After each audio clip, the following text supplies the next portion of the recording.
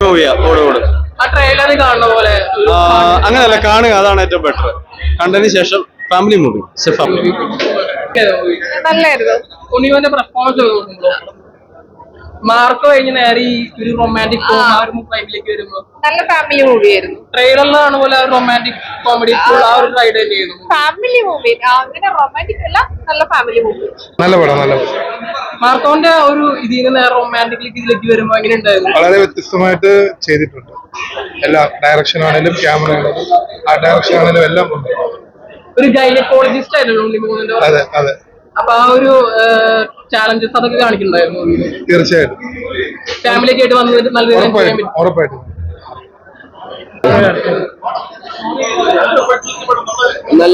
Nikhila Vimal Unni Mukundan combination ആയിട്ട് നന്നായിട്ട് തോന്നിയത്. മസ്റ്റ് വാച്ച് കാറ്റഗറി ആണ് അവരുടെ. ഇപ്പൊ മാർക്കോയും മാളികപ്പുറം ഒക്കെ കണ്ടില്ല. അപ്പൊ അതിൽ നിന്ന് വ്യത്യാസമായിട്ടൊരു ഫാമിലി ഉണ്ണിക്ക് കൈകാര്യം ചെയ്യാൻ പറ്റുന്നത് തോന്നിയില്ല. ഒരു ഗൈനക്കോളജിസ്റ്റ് അല്ല ഉണ്ണിമുകുന്ദന്റെ ക്യാരക്ടർ നോട്ട് ചെയ്തേക്കുന്നത്. അപ്പൊ ആ ഒരു ചാലഞ്ചസ് ഒക്കെ കാണിച്ചിട്ടുണ്ട്. ചാലഞ്ചസ് ഒക്കെ നന്നായിട്ട് വർക്ക്ഔട്ട് ചെയ്തിട്ടുണ്ട്. ആ ചാലഞ്ചസ് നന്നായിട്ട് ഉണ്ണിക്ക് കൈകാര്യം ചെയ്യാൻ പറ്റുന്നുണ്ട്. ഈ ക്യാരക്ടറും ഇപ്പൊ മാർക്കോ മറ്റൊരു ജോണറല്ലേ, ഉണ്ണിമുകുന്ദനൊക്കെ മാളികപ്പുറം മറ്റൊരു ജോണർ. ഇത് നന്നായിട്ട് അവന് കയ്യില് ഒതുങ്ങിയിട്ടുണ്ടെന്ന് തോന്നുന്നു. നല്ല മ്യൂസിക് ആയിരുന്നു. മ്യൂസിക് സ്കോർ നന്നായിട്ടുണ്ടായിരുന്നു. നമുക്കൊന്ന് ഫീൽ ആയിട്ടുണ്ട് നമുക്ക്. അടിപൊളി മൂവി എന്ന് പറഞ്ഞാൽ നല്ല സൂപ്പർ മൂവി. അതായത് ഉണ്ണിമോഹന്റെ സെലക്ഷൻ എടുത്തു പറയണം. കാരണം നല്ലൊരു സെലക്ഷനാണ് ഉണ്ണിമോഹൻ നടത്തിയിട്ടുള്ളത്. ഈ അടി ഇടി കുത്ത് മസിൽ ഇതൊക്കെ ഒഴിവാക്കിയിട്ട് നല്ലൊരു മൂവി. പിന്നെ ഒരു ഡോക്ടർ എങ്ങനെ ആയിരിക്കണം എന്നുള്ളതാണ്. മക്കളില്ലാത്ത ആളുകളെ വിഷമം മനസ്സിലാക്കിയിട്ട് ഒരു ഡോക്ടർ എങ്ങനെ പെരുമാറണം, അതാണ് ഈ പടത്തിൽ മെയിനായിട്ട്. എല്ലാം കൊണ്ടും നല്ലൊരു മൂവിയാണ്. ഉണ്ണിമോഹന്റെ സെലക്ഷൻ ആയാലും സ്റ്റോറി ആയാലും നല്ലൊരു മൂവിയാണ്. അതാണ് ഇതിൽ മെയിൻ ഹൈലൈറ്റ്സ്. മെയിൽ ഗൈനക്കോളജിസ്റ്റ് ആണ്. അപ്പൊ അത് എങ്ങനെയാണ് ജനങ്ങൾ ഉൾക്കൊള്ളുന്നതെന്നും ആ മെയിൽ ഗൈനക്കോളജിസ്റ്റ് ഒരു മക്കളില്ലാത്ത അമ്മമാരെ എങ്ങനെയാണ് കാണുന്നത് എന്നുള്ളതൊക്കെ ഒരു നല്ലൊരു കഥ. എല്ലാം കൊണ്ടും നല്ലൊരു മൂവിയാണ്.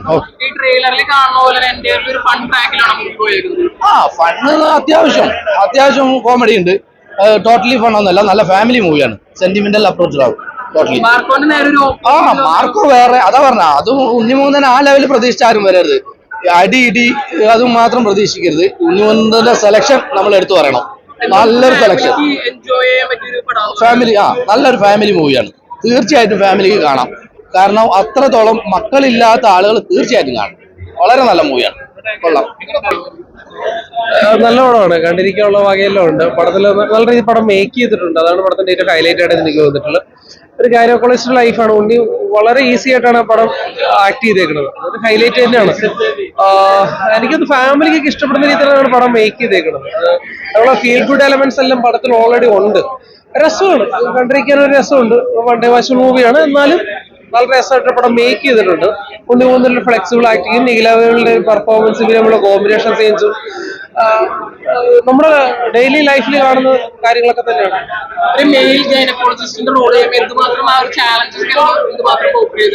അത് പക്കായിട്ട് അതായത് നമ്മുടെ ഡെയിലി ലൈഫിൽ അല്ലെങ്കിൽ നമ്മൾ ഹോസ്പിറ്റലിൽ കാണുന്ന ഒരു ഡോക്ടറുടെ way of acting, dialogue delivery എല്ലാം അത് ഉണ്ണിമൂന്ന് വളരെ ഈസി ആയിട്ടാണ് ചെയ്തേക്കുന്നത്.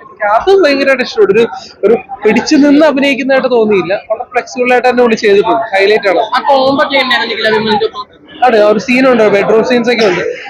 നിഖില അടിപൊളിയായിട്ടത് തകർത്തിട്ടുണ്ട്. തിയേറ്ററിൽ തന്നെ ഒന്ന് കാണുമ്പോൾ അത് മനസ്സിലാവുള്ളൂ.